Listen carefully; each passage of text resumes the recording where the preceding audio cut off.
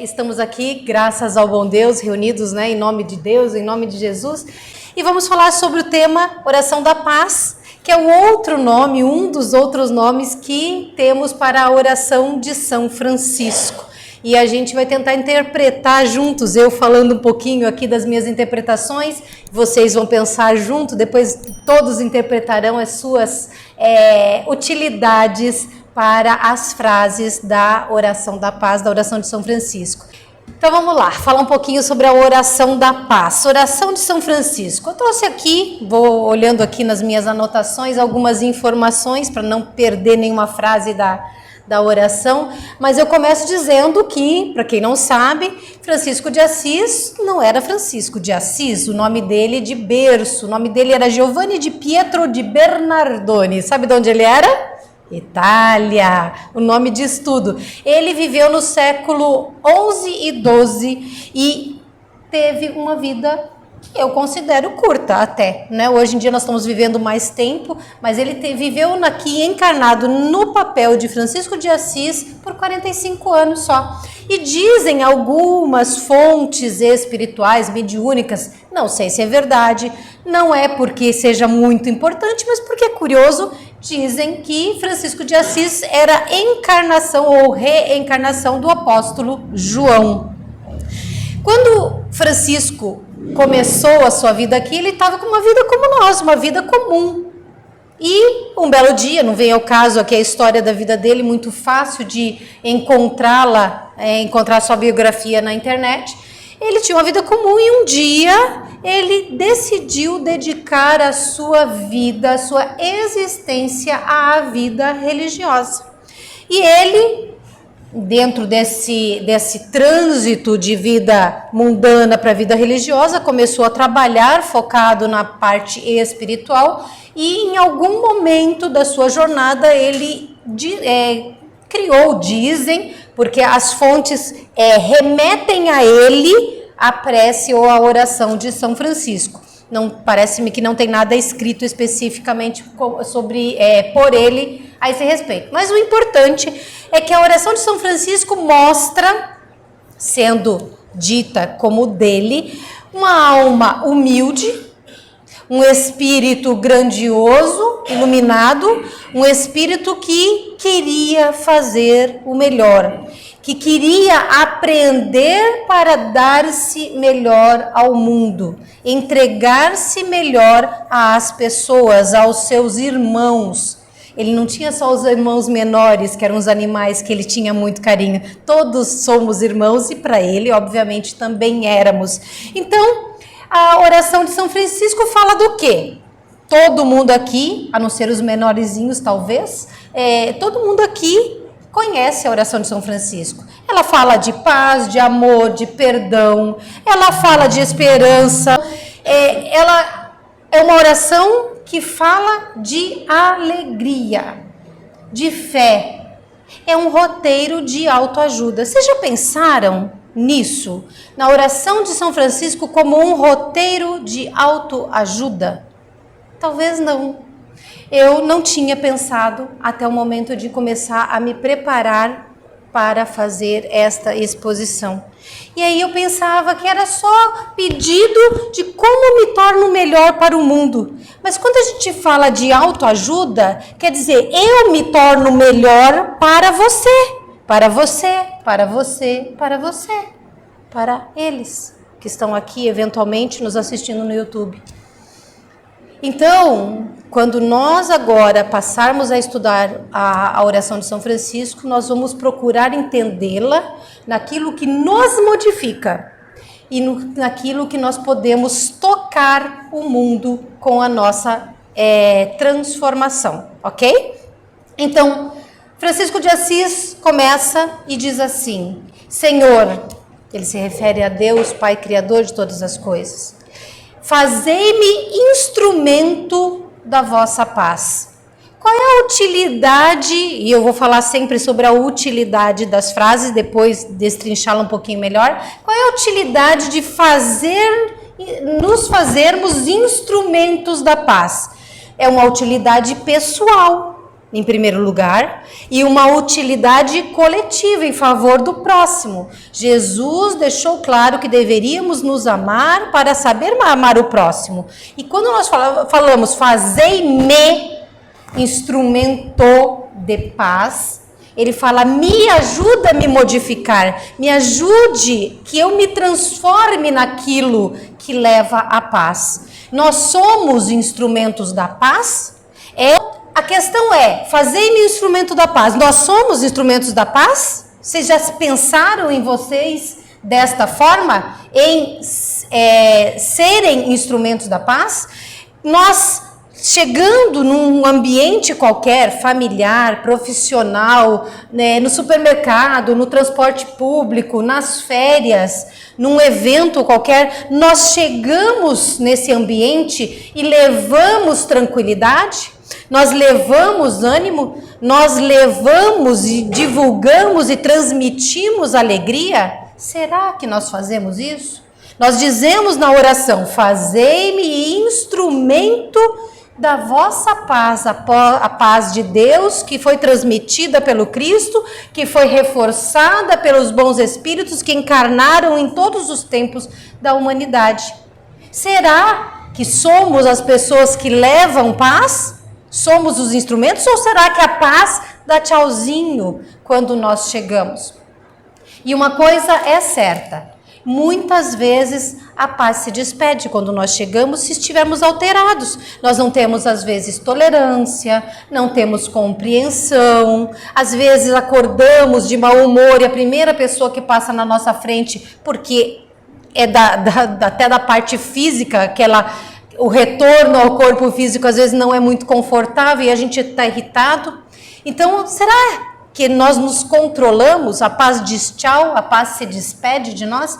Então, o nosso objetivo hoje é pensar, eu quero ser instrumento da paz? E se eu quero, peço a Deus ajuda para que eu me torne instrumento da paz. Eu preciso agir em favor desta nova conduta na minha vida. Eu preciso contribuir com a autotransformação, com o pedido de autoajuda que eu faço a Ele para me ajudar na minha transformação. Porque nós não somos miraculosamente transformados.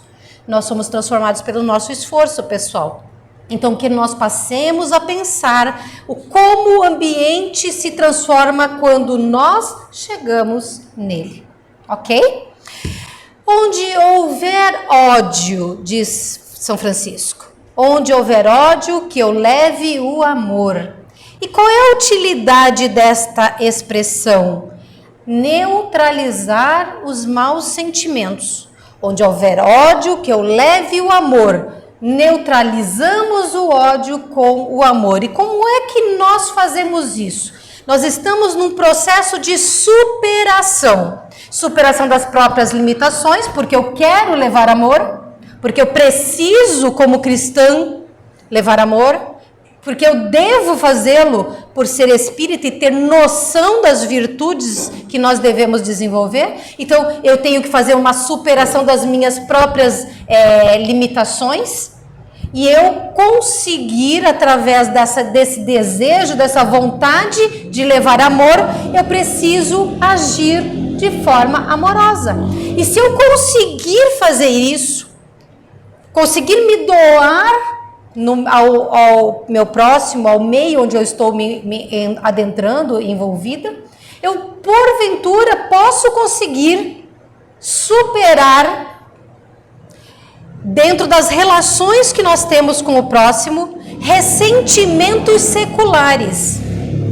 Ressentimentos, inclusive essa expressão ressentimentos seculares foi num texto que eu li, remetendo a Gandhi, que ele dizia, Gandhi levou amor onde havia ódio, e ele pela pacificação ele conseguiu acalmar os ânimos e evitar muito sofrimento dentro do processo lá de libertação da Índia que ele tratava de forma pessoal, né? Então, ressentimentos seculares não são só de povos, são nossos, individuais. Nós nos relacionamos com espíritos, não só os desencarnados, mas aqui, os encarnados. As almas que convivem conosco, que muitas vezes fomos inimigos pessoais e foram nossos inimigos, que são ressentidos ou dos quais nos ressentimos ainda, temos mágoas, temos sofrimentos, não conseguimos entender, não conseguimos perdoar, não conseguimos pedir perdão, mas se nós levarmos amor onde há ódio, porque esse é um papel nosso, não é do outro. Eu sei que ao falar isso, todo mundo aqui tem que pensar, é meu papel. Você, todo mundo tem que pensar, é meu papel levar amor. Mas eu não posso transferir para vocês, porque é pessoal. É só meu papel. O outro, não sei se quer ter amor. Eu não sei se ele quer deixar de ser ressentido. Não sei se quer perdoar, mas eu posso fazê-lo. Quando eu falo eu não estou falando da Vânia, estou falando de cada eu que tem aqui agora. Porque nós temos que entender que podemos, pelo amor, aplacar o ódio e conquistar o perdão. Aliás, Francisco também fala do perdão na oração que nós estamos estudando. Então é uma semeadura de amor. É uma semeadura e toda semeadura pode dar frutos. Quanto, lembrando da parábola de Jesus que fala da parábola do semeador, dependendo do terreno onde cair, vai ter frutificação ou não. Mas a nossa obrigação é semear. Então, que nós sejamos semeadores de amor. Diz Francisco, onde houver ofensa, que eu leve o perdão. Nós estamos falando de amor perante o ódio e não tem como não falar do amor, do perdão. E Francisco fez isso. E a utilidade desta frase é o quê? A redução, a eliminação da mágoa, do sentimento de peso que nós temos em relação ao outro que nos feriu, que é de mão dupla. Posso me sentir assim em relação ao próximo e o próximo pode se sentir assim em relação a mim. Então nós precisamos entender que para cada ofensa o perdão, que também é um gesto de amor, ele vem como processo de cura. Cura das mágoas, cura do sentimento mais uma vez sentido, ou seja, ressentimento, esse ressentimento daquilo que feriu. E se nós não queremos sofrer, se não queremos ser infelizes, nós precisamos parar de ser ressentidos. E eu não posso, repito, eu não posso fazer isso por vocês. Ninguém pode fazer nem pelo seu filho isso, deixar de ressentir por ele. É nossa obrigação pessoal e intransferível. Mágoa é um espinho, ele machuca, ele fere, ele dói, ele incomoda, ele não dá paz. Então, se nós estamos aqui como cristãos, como espíritas, querendo nos transformar, porque o espiritismo fala do autoconhecimento, da reforma íntima, e esta prece, se nós formos pensarmos como roteiro de autoajuda, ela é um processo estimulante da reforma íntima, porque eu sei o que eu tenho que fazer em cada momento da minha existência. No momento aqui que estou falando da ofensa, o que eu tenho que fazer? Eu tenho que levar perdão. E considerando que a mágoa fere, então eu tenho que parar de me sentir magoada, que é resultado de expectativas. O que é expectativa? Eu espero que que todas as pessoas façam o que eu acho que é o certo. Que sintam como eu penso que é o correto e que ajam ou falem aquilo que eu imagino que deva ser feito pelo outro. Expectativa só magoa, só fere. Então a gente tem que ter menos expectativas dos outros, mas ao máximo de nós mesmos. Então, a questão é, se eu quero levar perdão onde tem ofensa, a questão, quando eu entro no ambiente, é: eu consigo, eu me esforço, eu me dedico, eu foco em orientar quem fala em vingança? Porque às vezes as pessoas acham que nós somos pessoas que podemos ouvi-las e nos dizem, olha, eu quero me vingar de fulano, ou então, nossa, essa pessoa precisa pagar, e outras frases que não vêm ao caso, mas que transmitem essa ideia. A pessoa quer se vingar porque ela está magoada, porque ela está ferida. Será que eu consigo orientá-la para o bem? E oriento como? Através do conhecimento espiritual que nós temos. Não é porque é uma pessoa de outra religião, de outra doutrina religiosa, que nós não podemos falar de Deus. E mesmo que essa pessoa às vezes seja, eu sou ressentido com Deus, eu não acredito em Deus, falar de amor, falar de virtudes, falar de bondade, ela é possível.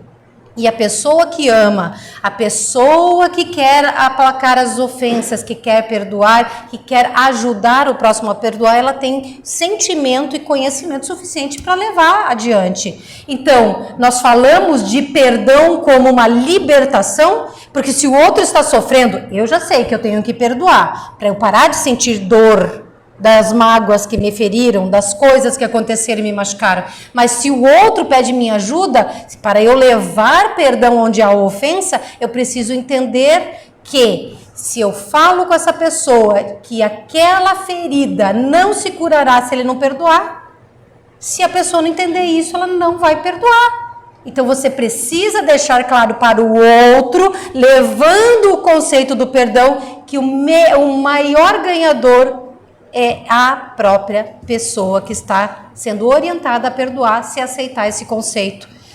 E a gente tem que pensar, quantas vezes nós estamos num mau momento ou não estamos pensando como espíritas, porque, gente, é muito comum, infelizmente, para qualquer religião, estou falando de espíritas porque estamos numa casa espírita, não é? Mas muitas vezes a gente só lembra de ser espírita a meia hora antes de vir para cá. Durante o dia, trabalhamos, comemos, vivemos, circulamos como qualquer pessoa. Quando, na verdade, a nossa conduta deveria ser 100% de espíritas, ou seja, 100% cristã. Então, nós precisamos perceber se o outro trouxe essa informação da ofensa, da vingança, da mágoa para nós e nós estimulamos que ele retalhasse. Porque quantas vezes nós deixamos a pessoa fazer, ficamos em silêncio, ou nos omitimos, ou até dizemos, fez, eu acho que tem que pagar mesmo, né?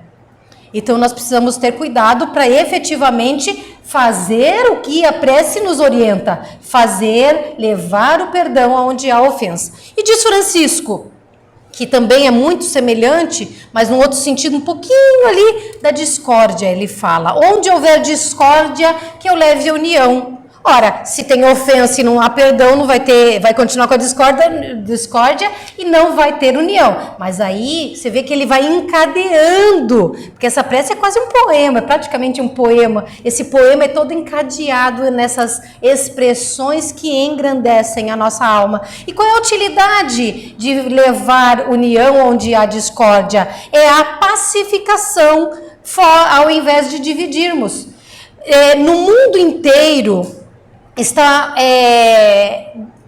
crescendo situações de conflitos políticos, conflitos geográficos, conflitos de interesse, sempre existiram, mas parece, talvez pela internet, ser tudo muito mais fácil, as coisas estão muito crescentes nas questões dos conflitos, mas não é porque está tendo conflito no grande, no macro, que não tem aqui. Dentro do meu lar, dentro do meu ambiente onde eu moro, dentro das minhas relações. Então, todos nós passamos por isso. E aí nós temos que pensar, estamos levando união onde há discórdia? Ou somos parte de um lado que nós vestimos uma bandeira, uma cor, e aí dizemos todo o resto não presta? Não estou falando de política, antes que vocês pensem. Porque nós temos que pacificar. Porque este planeta, da mesma forma que nós construímos ondas de sintonia, o planeta como um todo, a humanidade como um todo, sintonia, também emite essas ondas.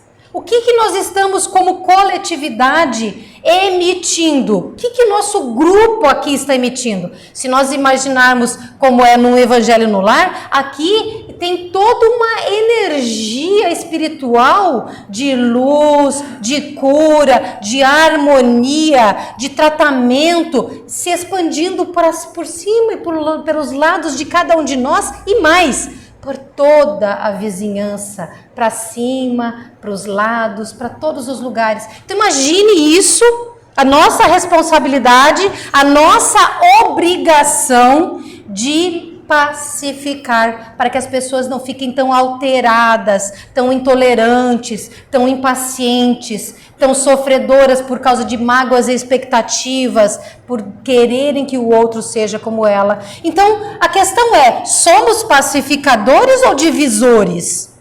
Um questionamento que cada um deve levar para casa na data de hoje. Nós unimos ou desunimos?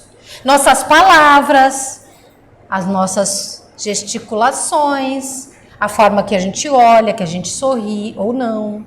Tudo em nós se comunica. O que nós fazemos com a nossa comunicação?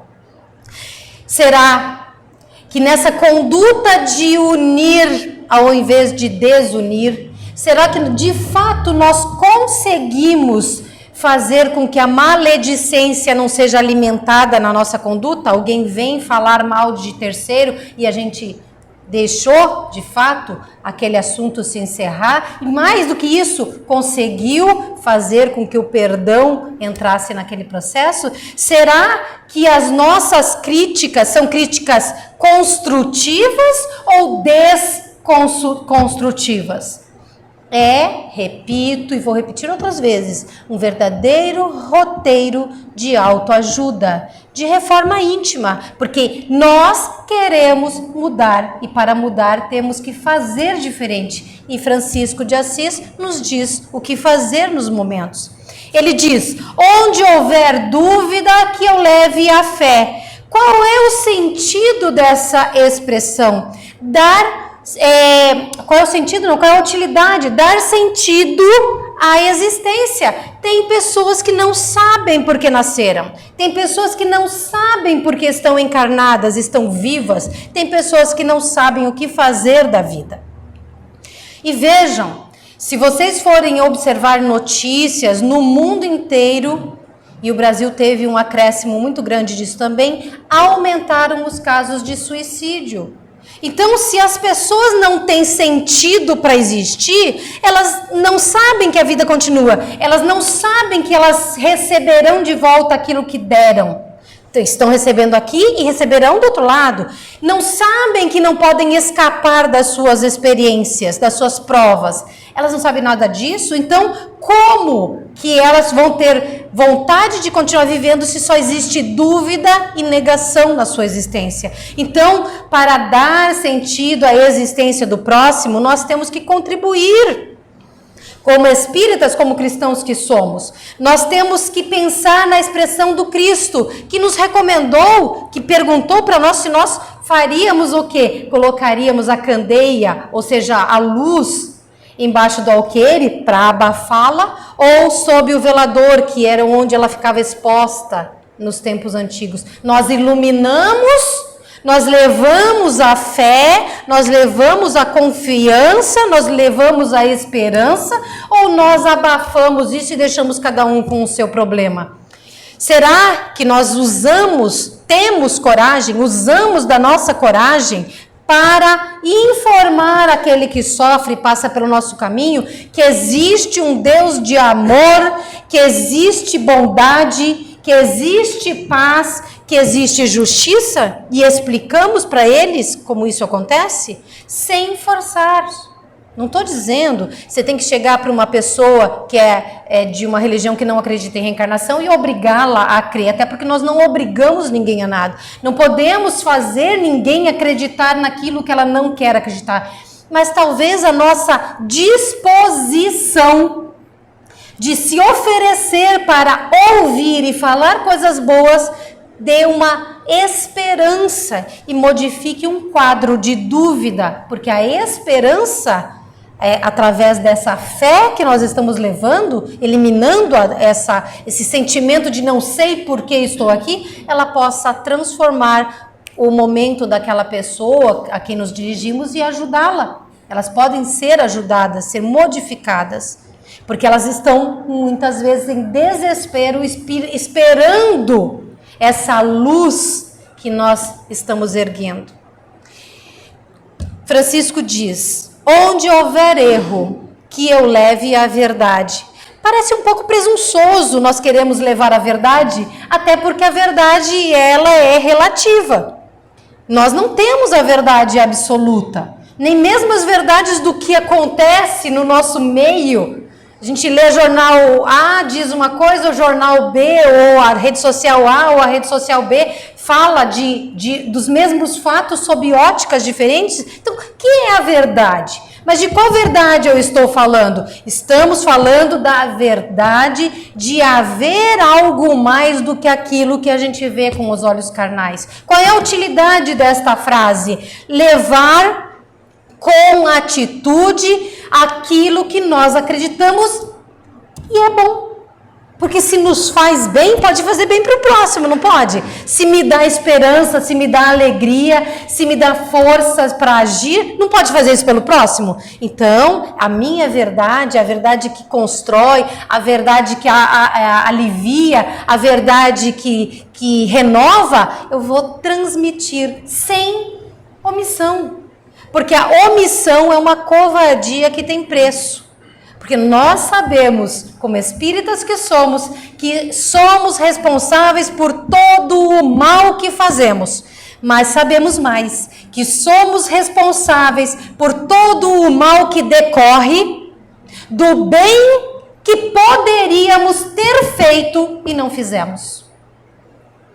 A casca de banana está no chão, no meio da calçada. Eu poderia ter catado, eu disse, não, isso não é problema meu, de quem jogou, é do gari, é do lixeiro, é da dona da casa perante a qual a banana está.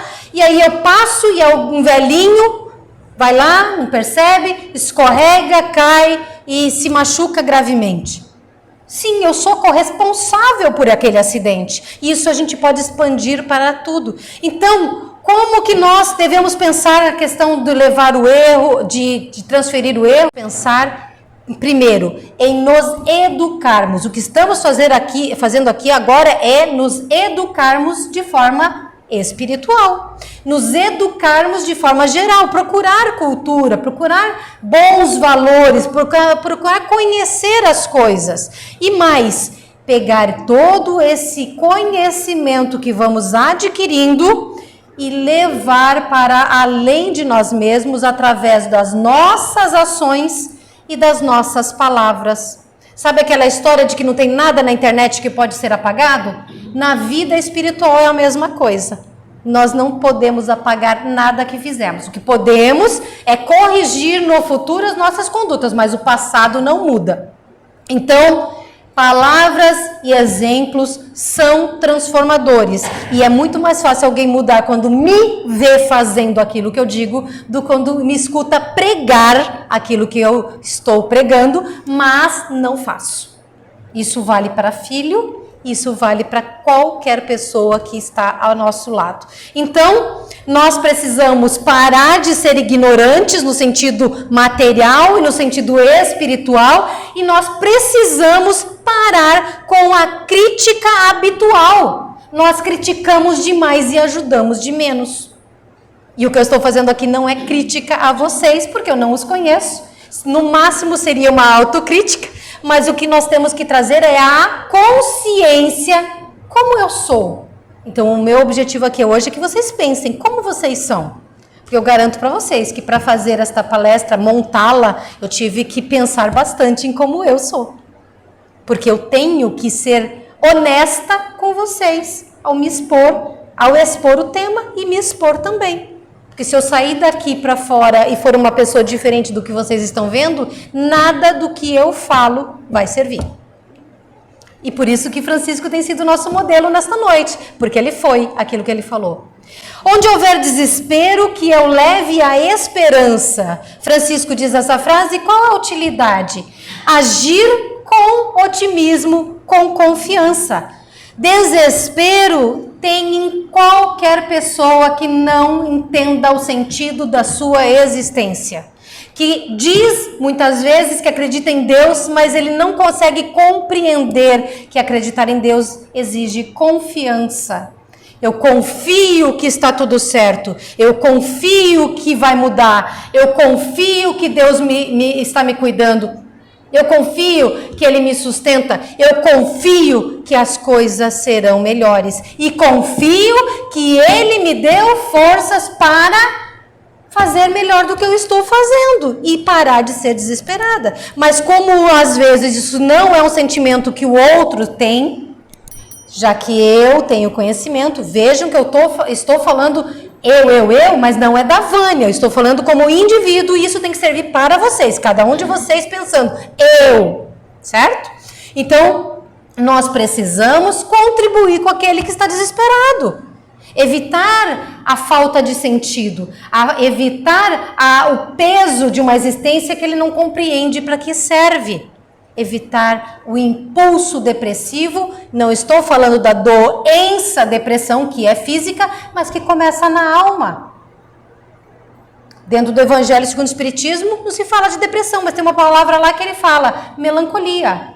Que é, no meu entendimento, a palavra antiga para a depressão de hoje, não a doença, o espírito, estou falando a parte espiritual. Por quê? Porque ele fala lá que a melancolia, se a pessoa trabalhasse, se a pessoa se esforçasse, se a pessoa olhasse os outros que sofrem mais que ele, não teria tempo para ser melancólico.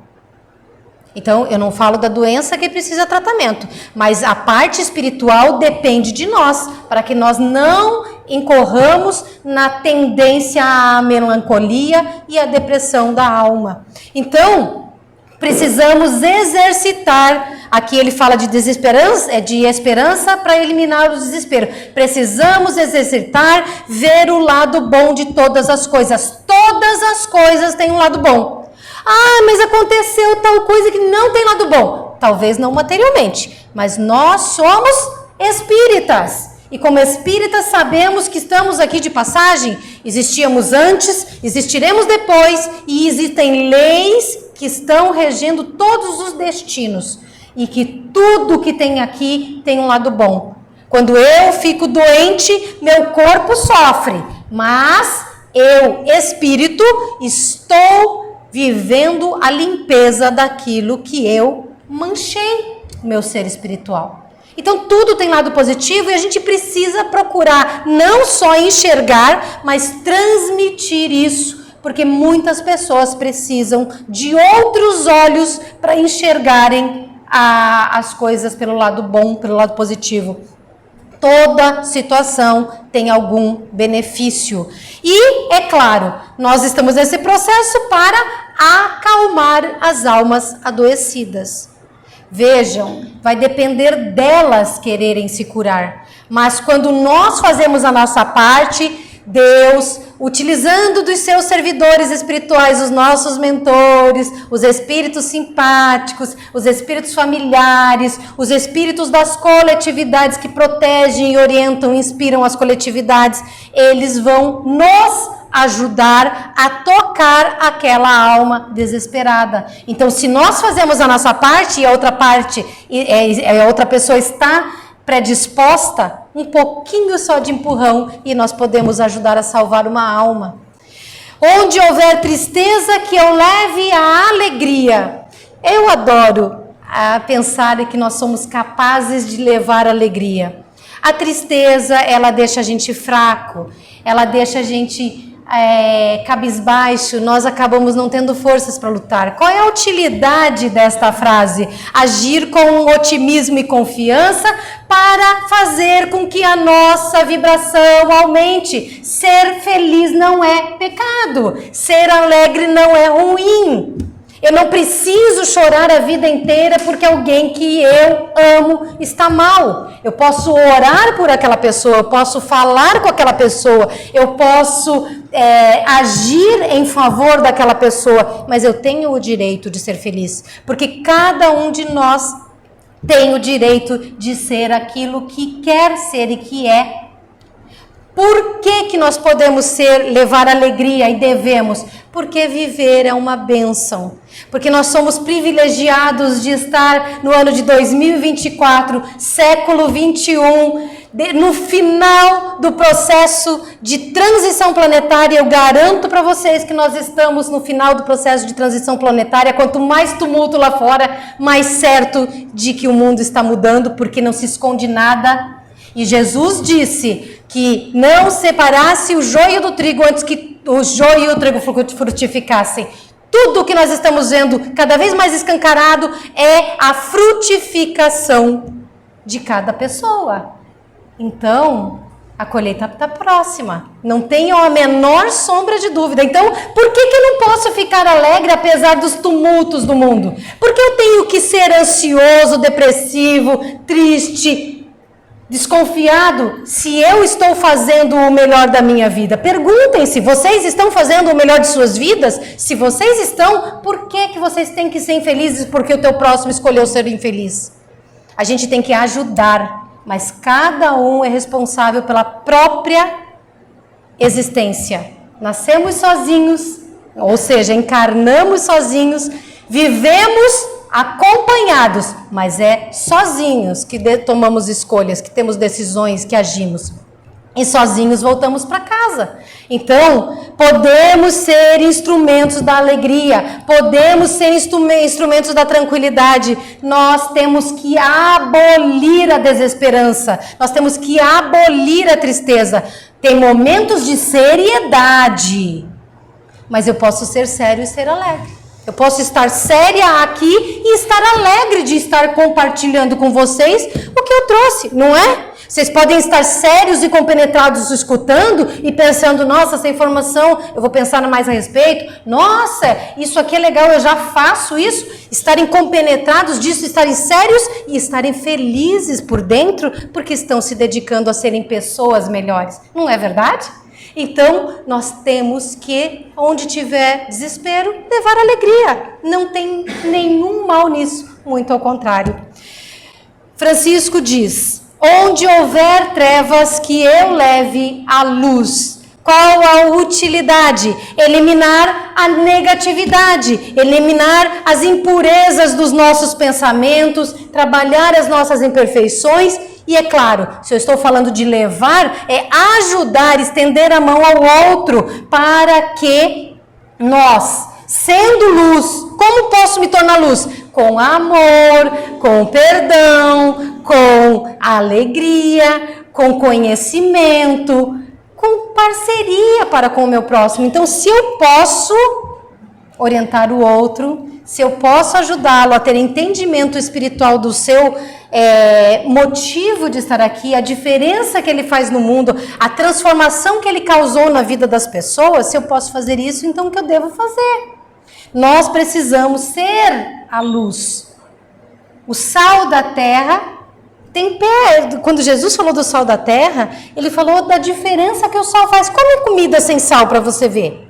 Não precisa ser muito sal, mas uma pitadinha faz toda a diferença. Então, da mesma forma, a luz que nós podemos ser é de buscando estar iluminados pelo conhecimento, pela compreensão do nosso significado de vida e da diferença que a gente faz no mundo, fazer com que outras pessoas enxerguem essa luz em nós. Não porque nós somos seres especiais, mas porque estamos sendo seres especiais para Ele naquele momento. Para aquela pessoa naquele instante, porque Deus estará nos usando para fazer o bem. Então a questão é, somos luz por onde passamos ou não somos luz por onde passamos? E aí ele finaliza, Francisco finaliza dizendo, ó mestre, fazei com que eu procure mais consolar do que ser consolado, compreender do que ser compreendido, amar do que ser amado, verbos, consolar, compreender, amar, eu me dedicando ao outro, lembrando que tudo que nós fazemos pela lei de causa e efeito volta para nós. Então, quando eu faço, me dedico a fazer o bem, eu estou fazendo o bem para mim mesma e cada um de nós. Mas a diferença é, não estou fazendo por egoísmo ou para tirar vantagem, é porque eu já sinto. E aprender a amar é um exercício. Ninguém nasce sabendo amar, ninguém nasce sabendo odiar. Quando criados, somos simples e ignorantes e passamos por um processo. Então, Francisco diz, para consolar, compreender, amar, e diz assim, pois é dando que se recebe, lei de causa e efeito, é perdoando que se é perdoado. E ele finaliza dizendo, e é morrendo que se vive para a vida eterna. Quando ele fala de morrendo se vive para a vida eterna, a gente pode primeiro entender que ele sabe que a morte não existe, que nós seremos do outro lado aquilo que nós construímos aqui. Ele recomenda uma superação do nosso egoísmo, porque ele falou de consolar, de compreender, de amar, de doar-se. Então ele compreende que este roteiro de autoajuda exige que nós superemos o egoísmo em nós. E ele entende, e nós, como espíritas, como reencarnacionistas, entendemos que vencidas as nossas encarnações, primeiro, as nossas fases expiatórias de compreendermos que erramos e estamos recebendo de novo. Vencermos as nossas provas. Nós já estamos dizendo, eu já aprendi essa lição, aqui está a experiência que eu estou vivendo e eu estou fazendo tudo certo. É a minha prova que está sendo vencida. Eu entro num processo regenerador que é o momento em que a Terra está adentrando e a humanidade está sendo separada literalmente de joio e trigo, para que a parte do trigo permaneça na terra como um mundo regenerador. Nós, vivendo a regeneração, tenhamos, como diz uma passagem lá no finalzinho de A Gênese de Kardec, falando o seguinte, que nós teremos, eu acho que a passagem é na Gênese, sim, é que nós estaremos no mundo de regeneração para ter um pouquinho de descanso de todos os sofrimentos que passamos daqui. Nós sofremos muito já, porque nós damos muita cabeçada na parede. Então, a hora que a gente aprender a fazer tudo o que Francisco de Assis falou, que extrapola qualquer religião, essa oração, nós conseguiremos respirar um pouco por um tempo e conseguiremos acelerar da regeneração para frente. É muito rápido. Chegarmos a espíritos puros. A parte mais difícil nós estamos encerrando aqui. Então, nós vamos habitar mundos superiores. Um dia não vou precisar nem encarnar fisicamente e vamos servir muito mais ao Criador em todos os lugares por onde passarmos. Nós estamos aqui, não é à toa. A nossa passagem aqui pode parecer demorada aos nossos olhos, mas ela é muito rápida perante os olhos do Espírito que somos.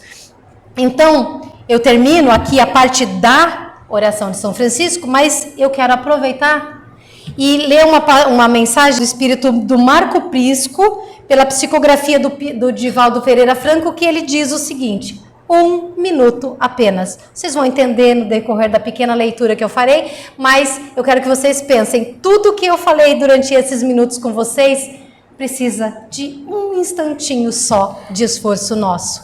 Vamos lá.